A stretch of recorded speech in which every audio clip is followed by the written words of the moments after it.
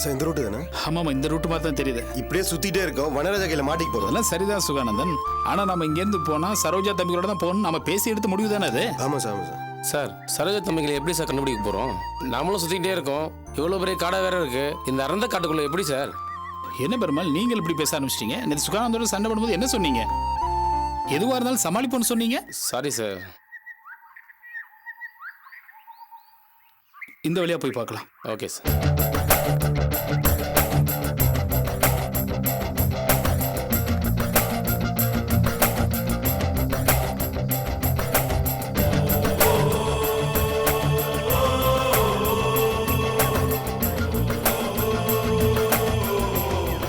வாங்க.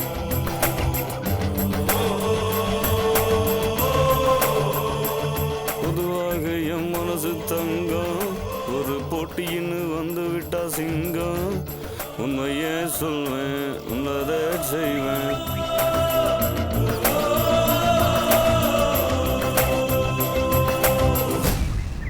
என்ன சார் இப்படி பண்ணி போட்டீங்க? என்னாச்சு? நீங்க பாட்டுக்கு போயிட்டீங்க, என்ன தனியா விட்டு போட்டு. அந்த ஆளு வனராஜா என்ன அடிச்சு போட்டாருங்க. அடிச்சாரா? பின்ன கொஞ்சம் செய்வாருங்க. அதுவும் அந்த ஆளு கோவம் தானே சொல்லிக்கவே வேணாங்க. ஏனுங்க எதுங்க என்ன தனியா விட்டு போட்டு நீங்க பாட்டுக்கு போனீங்க? மன்னிச்சுக்கங்க, நீங்க நல்லா போதையில படுத்து தூங்கிட்டீங்க. நாங்க எழுப்பி பார்த்தோம், நீங்க எந்திரிக்கல. சரி, அது வரைக்கும் இந்த மூலிகை எல்லாம் கிடைக்குதானே அப்படி பார்க்கலான்ட்டு வந்தோம். அதான் ஒரு ஆர்வக்குள்ளாரில் உங்கள்கிட்ட சொல்லிக்காம கிளம்பிட்டேன். மற்றபடி ஒண்ணு என்னவோ போங்க. நேத்தே அந்த ஆளு உங்களை பார்த்து போட்டாருங்க, ஊருக்கு போங்கன்னு சொல்லிட்டாருங்க. இனிமே நீங்க இங்க இருந்தீங்கன்னா கண்ணாமொழியை மட்டும் விட்டுட்டு தோலை உரிச்சு உப்பு கண்ணை போட்டுருவாருங்க. ஐயோ, எங்களுக்கு எதுக்கு அந்த பிரச்சனை இல்லை. நாங்க இப்ப ஊருக்கு கிளம்பிட்டு தான் இருக்கோம். சரி சரி, பொழுதோட போய் சேருங்க. ஆமா, என்ன இது கேன்ல சாராயமுங்க? அதான் மெட்ராஸ்ல வந்திருக்கானுங்களே, அவனுக்கு வாங்கிட்டு போறனுங்க. ஈன பசங்க ஒரு செட்டு தர மாட்டானுங்க. என்னங்க யோசிக்கிறீங்க? ஒன்றும் இல்லை, நாங்கள் ஊருக்கு கிளம்பிட்டே இருக்கோம். இனிமேல் இந்த மலைக்கு எங்கே வர போகிறோம்? அதான் ஊருக்கு போகிறதுக்கு முன்னாடி இந்த மலை சாராயத்தை கொஞ்சம் டேஸ்ட் பண்ணோம்னா கொஞ்சம் நல்லா இருக்குமேனு பார்க்குறோம். உங்களால் வாங்கிட்டு வந்து தர முடியுமா? இப்போ நான் இதை கொண்டு போய் கொடுத்தா அவனுங்களா? அவனுக்கு உங்களுக்கு நிறைய காசு தரேங்க. நான் 1000 ரூபா தரேன். நீங்கள் இந்த பணத்தை வச்சு நிறைய நாள் உட்காந்து குடிக்கலாம். இந்தாங்க, குடிங்க. சரி, இப்போ ஒன்று பண்ணுங்க, நீங்கள் இங்கேயே இருங்க. நான் அந்த சாராயத்தை கொண்டு போய் கொடுத்துட்டு உங்களுக்கு அப்புறம் நான் வாங்கிட்டு வரேன். இருங்க இருங்க, அதுக்கு ரொம்ப லேட் ஆயிடும். அப்படி பார்த்தா நாங்கள் வனராஜிட்ட மாட்டோன்னு வைங்க, எங்களை கொண்டு போட்டுருவோம். நீங்க ஒன்று பண்ணுங்க, இந்த கேனுங்க வச்சுட்டு நேராக போய் எங்களுக்கு சரக்கு வாங்கிட்டு வந்து கொடுத்துட்டு அப்புறம் எடுத்துட்டு போங்க. அதுவும் சேர்த்தானுங்க. இந்த கேன் உங்கள்கிட்ட இருக்கட்டுங்க. சரிங்க. கீழே இறக்கத்துல ஒரு ஆறு இருக்குதுங்க, அங்க போய் வந்துட்டுருங்க. நான் போய் வெடுக்கணும் வாங்கிட்டு வந்துடுங்க. சரி இருங்க. என்ன இந்த பக்கம் போறீங்க? இங்க மேல ஒரு இடத்துல சாராயங்க வச்சுறாங்க. அது நேத்து சாப்பிட்டதை விட இன்னும் பிரமாதமா இருக்குங்க. அடிச்சு பாருங்க. அப்புறம் வனராஜா கண்ணில் போட்டுறாதீங்க, கொண்டு போட்டுருவாருங்க. பொழுது விடியுதென்றால் ஏன் விடியுதென்றார் ஒரு கோடி.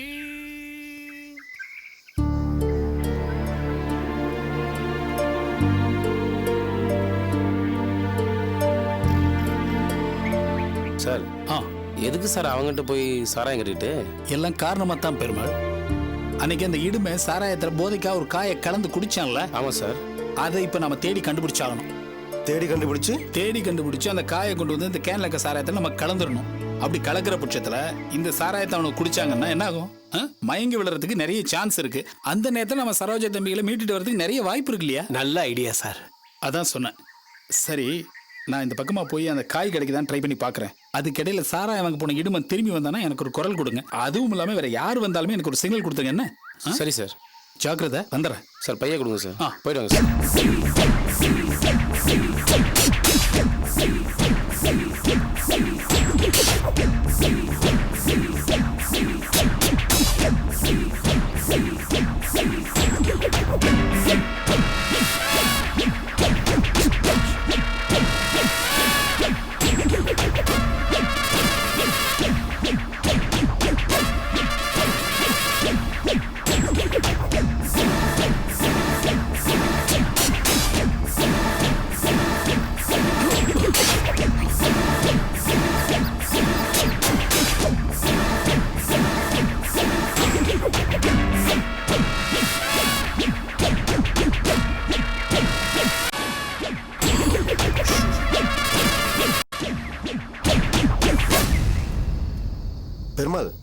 டைம் ஆயிடுச்சு, சார் இன்னும் வரல.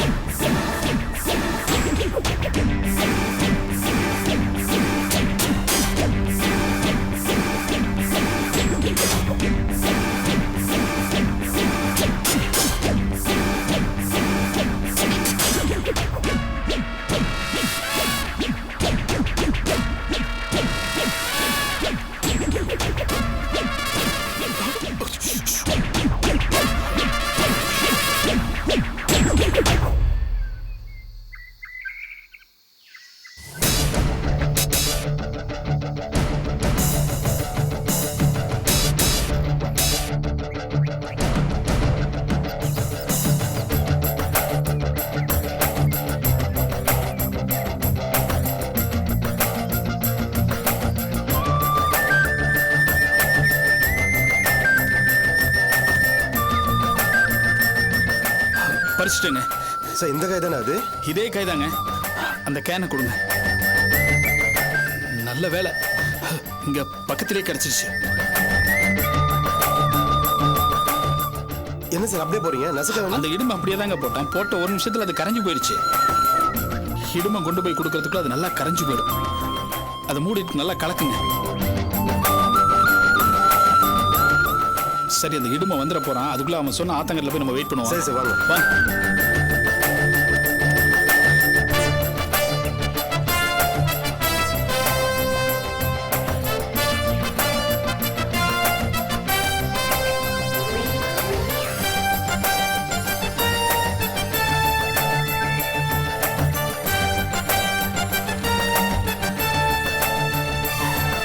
ஐயா தான் வந்துட்டுனுங்க.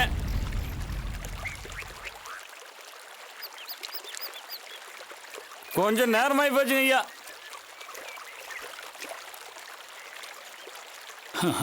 வாங்கிட்டீங்களா? சரக்கு வாங்கிட்டு ரொம்ப வந்துருங்க. நன்றி. சாப்பிடுங்க சாப்பிடுங்க. சரக்கு நேத்தை விட ரொம்ப தெளிவா இருக்குங்க. நானும் கொஞ்சம் போட்டுனுங்க. அப்படிங்களா? ஐயா, இந்த மாசம் முழுக்க உங்க தயவுனால பிரச்சனை இல்லாம போயிருவீங்கய்யா. ஐயா, அடுத்த மாசம் தானுங்க.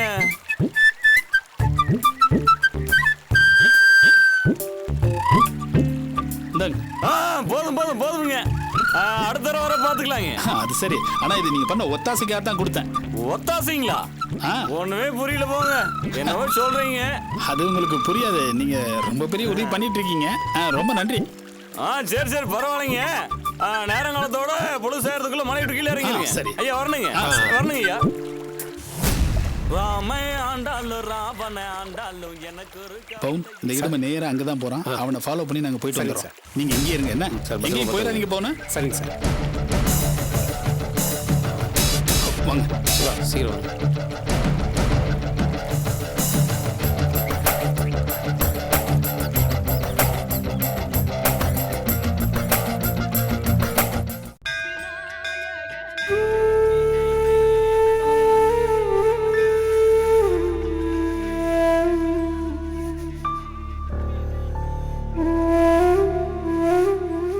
ஏன் கற்பகம் வந்ததுல இருந்து அமைதியாவே இருக்கே? உங்களுக்கு மனசுல வருத்தம் இருக்கோ? தயவு செஞ்சு அதெல்லாம். என்ன சொல்ற நீ? எதுக்கு வருத்தம்? என்னங்க தெரியாத மாதிரி கேக்குறீங்க? நீங்க வீட்டுக்கு உஷாவை கூப்பிட வந்தப்போ அபி பேசுனது ரொம்ப அதிகம். கண்டிப்பா நீங்க வருத்தப்பட்டிருப்பீங்க. என்னம்மா சொல்ற? அன்னைக்கு அபி பேசினது ஒவ்வொரு வார்த்தையும் நியாயமானது. யோசிச்சு பாரு. கற்பகம், நான் நிறைய தப்பு பண்ணிருக்கேன். அபி பேசும்போது தன் தகப்பன் பண்ண தப்பெல்லாம் சொல்லிச்சு. என் பொண்ணு நான் பண்ண தப்புகள் எல்லாம் எடுத்து சொல்லும் போது அதை தலை குனிஞ்சு ஏத்துக்கிறது தானே முறை. என்னதான் இருந்தாலும் உங்களுக்குள்ள வருத்தம் இருக்கத்தானே செய்யும். வருத்தம் இருக்கு கற்பகம். ஆனா அதுக்கு காரணம் அபியோட பேச்சு கிடையாது. அபி பேசினதுல நியாயம் இருக்கு. அதை மறுத்து பேச முடியாது என்னோட குற்ற உணர்ச்சி. சரி, அதெல்லாம் விடுமா. உனக்கு உடம்புக்கு எப்படி இருக்குமா? இப்ப பரவாயில்லைங்க. உனக்கு எனக்கு முடியாத சமயத்துல உன்னை வந்து பார்க்கல. வந்து பார்க்கணும்னு மனசு துடிச்சிச்சு. ஆனா வந்தா அனாவசியமான பிரச்சனைகள்லாம் வரும். எனக்கு புரியுதுங்க. அன்னைக்கு உஷாவை கூப்பிட வந்தப்போ உன் உடம்பை பத்தி கேட்கணும்னு நினைச்சேன். ஆனா அந்த இடத்துல கேட்டா ஒரு மாதிரியா இருக்கும்னு தான் கேட்கல. உங்களுக்கு ஒண்ணு தெரியுமா, எனக்கு உடம்பு சரியில்லாம போனது கூட ஒரு விதத்துல நல்லதுதான். என்னம்மா சொல்ற? ஆமாங்க, ராஜேஷ் தம்பி தான் என்ன ஆஸ்பத்திரியில சேர்த்துச்சு. அதுல ஆர்த்திக்கு அவர் மேல ஒரு நல்ல எண்ணம் வந்திருக்கு. அதை தொடர்ந்து அந்த தம்பி வீட்டுல ஏதோ பிரச்சனை வந்திருக்கு. சுந்தரி எங்க வீட்டுக்கே வந்து நம்ம ஆர்த்தியை அவங்க வீட்டுக்கு கூப்பிட்டா. ஆர்த்தி இப்போ ஒரு வழியா புருஷன் வீட்டுக்கு போய் சேர்ந்துட்டா. என் மனசுக்கு ரொம்ப நிறைவா இருக்குங்க. கேட்கறதுக்கு ரொம்ப சந்தோஷமா இருக்குமா. இன்னொரு முக்கியமான விஷயமும் நடந்துச்சுங்க. என்னம்மா அது? கார்த்திக் உடம்பு குணமாயிடுச்சு. அவங்களுக்குள்ள பேசி கார்த்திக்கும் ஆனந்தியும் கல்யாணம் பண்ணிக்கிறதா முடிவு பண்ணிட்டாங்க. அந்த பையன் பாரதி? பாரதி தான் இந்த முடிவுக்கே முக்கிய காரணம். நல்ல நாளை பார்த்து ஆனந்திக்கும் கார்த்திக்கும் கோயில்ல வச்சு சிம்பிளா நிச்சயதார்த்தம் நடக்க போகுது. கற்பகம், கோயில்ல வச்சு நல்ல விஷயமா சொல்றியே, மனசுக்கு ரொம்ப நிறைவா இருக்குமா. உங்ககிட்ட இன்னொரு விஷயமும் சொல்லணுங்க. என்ன கற்பகம்? பாஸ்கர் கிட்ட நிறைய மாற்றம் தெரியுது. வீட்டுக்கு வந்து நடந்தது எல்லாத்துக்கும் என்கிட்ட மன்னிப்பு கேட்டாரு. ஆஸ்பத்திரிக்கு வந்து எங்களுக்கு எல்லா உதவியும் செஞ்சாரு. அவரு அபி கூட மறுபடியும் சேர்ந்து வாழணும்னு ஆசைப்படுறாரு. ஆனா அபி ரொம்ப பிடிவாதம் பிடிக்கிறா. ஆனா நான் ஒரு ஏற்பாடு பண்ணிட்டேங்க. என்னது?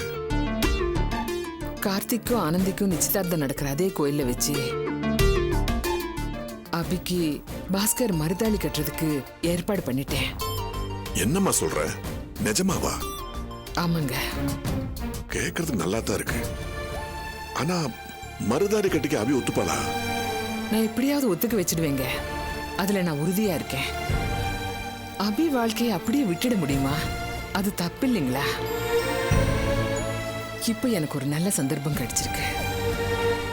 இதை விட நான் தயாரா இல்லை. நான் கண்டிப்பா இதை பண்ணுவேங்க. என் 3 பொண்ணுங்களும் வாழ்க்கையில செட்டில் ஆகணும். கற்பகம், ஒன்னு நினைச்சா எனக்கு ரொம்ப பெருமிதமா இருக்குமா. ஒரு அப்பனா இருந்து நான் பண்ண வேண்டியது எல்லாத்தையும் நீ பண்ணிக்கிட்டு இருக்க பாத்தியா. நான் ஒரு 3வது மனுஷன் மாதிரி வேடிக்கை பார்த்துக்கிட்டு இருக்கேன். அதனால என்னங்க, யாரு பண்ணா என்ன? சந்தர்ப்ப சூழ்நிலை இப்படி அமைஞ்சு போச்சு. யார் என்ன பண்ண முடியும்? கற்பகம், நான் இப்ப ரொம்ப சந்தோஷமா இருக்கேன். நம்ம குழந்தைகளுக்கெல்லாம் நல்ல வழி பிறந்துருச்சு. இனிமே நல்லதுதான் நடக்கும். ஆமாங்க.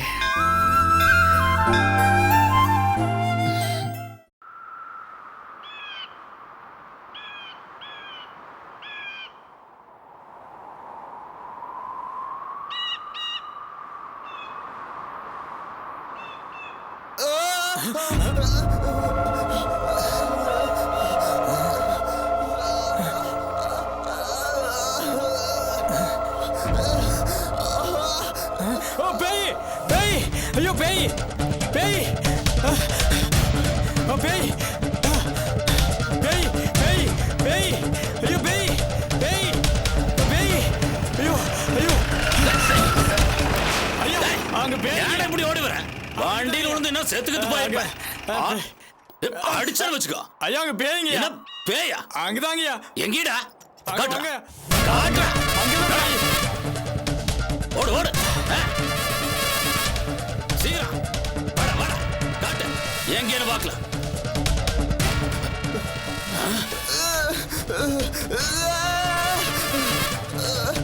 ஏய் பாரு. ஏய் பாருடா. பேயாடாது பாரு. நம்ம மாயண்டா. அவன் குடிச்சு போட்டு உளுந்து கிடக்குறான். ஏண்டா மாயா, குடிச்சு போட்டு விழுந்துட்டியாக்கு? எஜமா இல்லைங்க எஜமா, நான் தண்ணி அடிக்கலைங்க. அந்த பசங்க துரத்திட்டு வந்தானுங்க. தவறி குடிகளை வந்து விழுந்துட்டேன் எஜமா. என்ன உன்னை துரத்துறானுங்களா? யாரா அது? எஜமா திருநெல்வேலியில இருந்து மூலிகை தேடி வந்தானுங்களே, அவனுங்க பேசுறத ஒட்டு கேட்டானுங்க. அவனுங்க திருநெல்வேலிக்காரங்க இல்ல எஜமா, மெட்ராஸ்காரனுங்க எஜமா. உங்ககிட்ட இருக்கிற பசங்களை மீட்டு போக தான் எஜமா வந்திருக்காங்க. அவங்க போய் சொல்றானுங்க அவனுங்க. நெசமாவாடா? ஆமா எஜமா. இத அவங்க பேசினப்ப கேட்டதும் உங்ககிட்ட சொல்லான்னு ஓடி வந்தேன். அவனுங்க என்ன பார்த்து துரத்துனானுங்க. அப்பதானுங்க இந்த குழிக்குள்ள வந்து விழுந்துட்டேங்க எஜமா. எஜமா எஜமா என்ன காப்பாத்திருப்பாங்க எஜமா. எஜமா ராஸ்கோல்ங்க, என்ன தைரியம்டா அவனுங்களுக்கு? என்ற ஏரியாக்குள்ள வந்து என்ற பாதுகாப்பில் இருக்கிற சரோசா தம்பிகளை சுண்டங்க பசங்க தூக்கிட்டு போயிருவானுங்களாக்கு. அப்படியே தூக்குனால இந்த மலையை விட்டு போயிருவானுங்களாக்கு. அவனுங்களை போட்டு தள்ளுண்டா. வாடா எஜமா என்ன காப்பாத்திருங்க. அவனுக்கு பச்சளையை அரைச்சு போட்டு வீட்டுல கூட சேர்த்துற.